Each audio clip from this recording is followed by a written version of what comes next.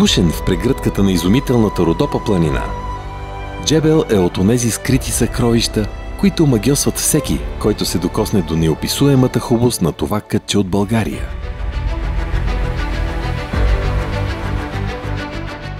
Земя, пропита с история, старинни легенди и непокътната природа, където времето сякаш тече в свой собствен ритъм, а въздухът е напоен с аромата на билки и шепота на древни гори. Джебел е неустоимо преживяване и пътешествие към корените, което душата запомня и търси, щом срещне веднъж.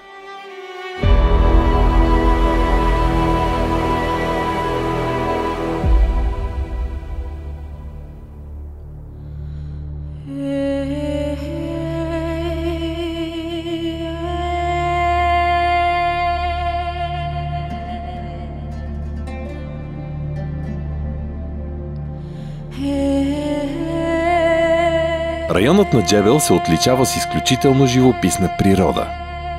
Релефът е предимно планински и полупланински, осеян с дълбоки долини, стръмни върхове и криволичещи реки. Историята на Джебел е толкова многопластова, колкото и нейният релеф. Хилядолетия наред тези земи са били обитавани от траки, римляни, византийци, българи и османци, като всеки народ е оставил своя отпечатък. Множество тракийски светилища, скални ниши и старинни крепости свидетелстват за древните цивилизации, населявали тези земи от незапомнени времена.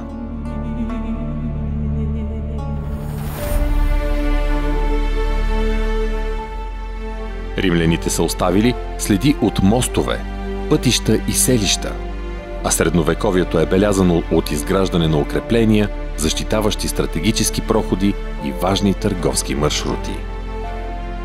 По-късно районът е част от Османската империя, което води до изграждането на самобитна смесица от различни култури и религии. Този мултикултурен характер е запазен и до днес, като регионът е пример за мирно съвместно съществуване между българи и турци, християни и мюсюлмани. Традициите, обичаите и фолклорът на различните общности се преплитат, създавайки уникална културна мозайка, която се надгражда и развива с усилията на всеки един от жителите на това чудно красиво място.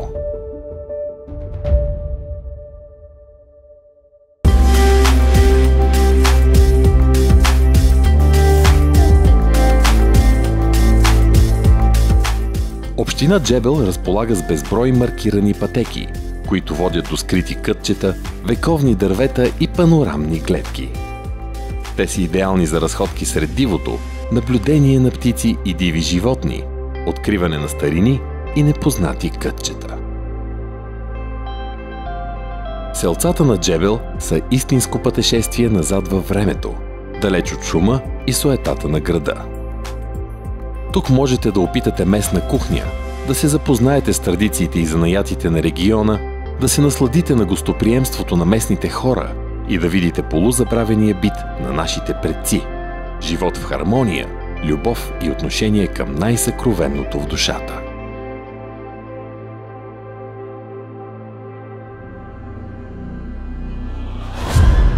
Община Джебел е пример за това как един регион може да развива туризъм, без да губи своята автентичност.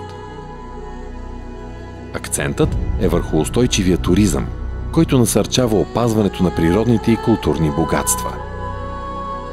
Местната общност работи за популяризирането на региона, като същевременно поддържа баланс между развитие и съхранение. Джебел е покана за всеки, който търси истинско преживяване. Далеч от масовия туризъм, сред природата, пропита с история и съхранила духа на отминали епохи. Това е място, където можете да се откъснете от ежедневието, да презаредите сетивата си и да откриете България в най-чистата й и неподправена форма.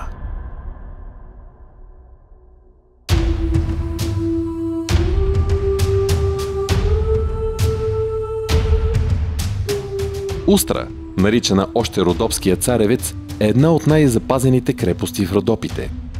Построена е през X век, за да охранява търговските пътища. Внушителните останки привличат целогодишно туристи от страната и чужбина.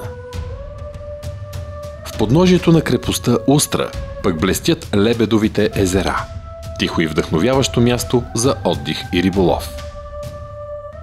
Водопадът Марв е уникално творение, разположен в труднопроходим район, осеян с красота и места за отдих и почивка. В съседство се намира и водопада Герме Бонар, който е сред най-изумителните в България, със своята естествена дупка отвор и загадъчни легенди. Друга местна забележителност е Счупената планина, интересен геоложки феномен, формиран преди столетия.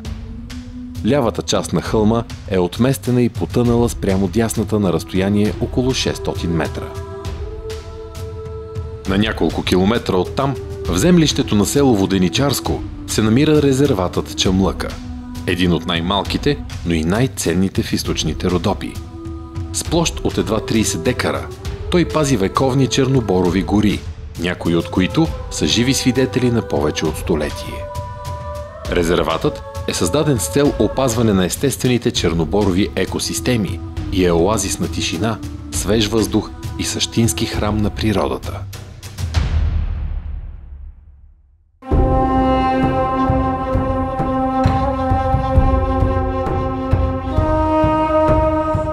Маласар е тракийска, късно антична и средновековна твърдина, разположена в землището на село Воденичарско. В съседство се намира древното светилище Вятърния камък, Ел Каяса, както и скалната гробница Хамбар Кая. Може би най-интригуващото място в тази част на Родопите са скалните гробници и светилища при село Овчево. По камъните с изключителна точност са издълбани ниши, улеи, стъпала. Особено загадъчни са изсечените очи, гледащи към небето, символи на древни сили и енергии, скрити съкровища и хилядолетни тайни. Недалеч се намира тракийската крепост в местността Сиври Кая. Внушително укрепление от ранната желязна епоха, издигнато върху непристъпни скали в близост до Устра.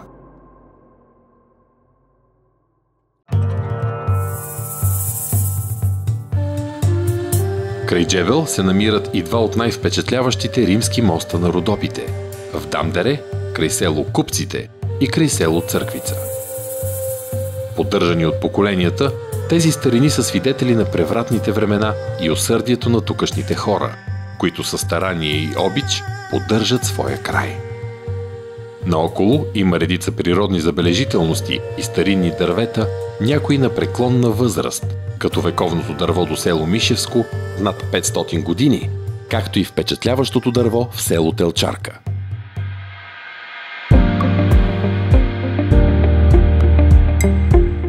Джебел не е само минало. Той е и живо настояще. В квартал Боровец в самия град бликва минералният хипотермален извор. Водата му е с естествена температура от 33 градуса, с отлични питейни и лечебни качества.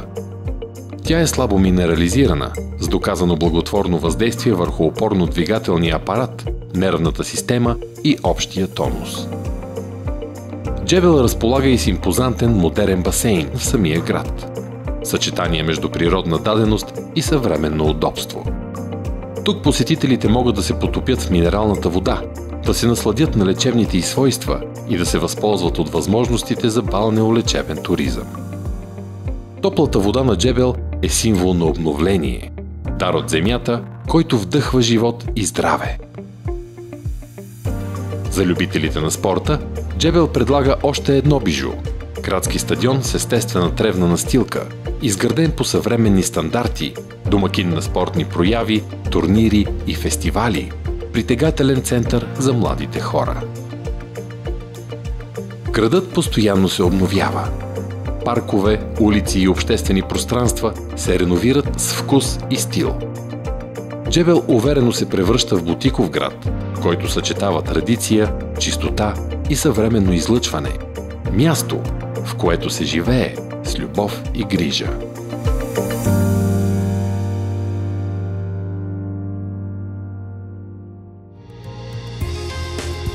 Но из тези места има не само хубост и хармония. Духът на тази земя е жив И доказателство за това са многобройните тържества и празници, които местната общност организира целогодишно. Пищни празници, забава за младите, традиционни игри и борби, почит към предците и форуми за младежта.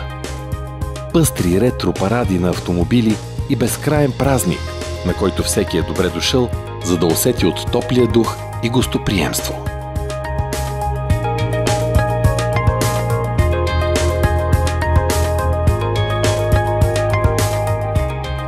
Джебел е извор за вдъхновение, пример за следване, съкровищница и пазител на традиции, бит и култура, каквито не се срещат често в съвременната забързана среда.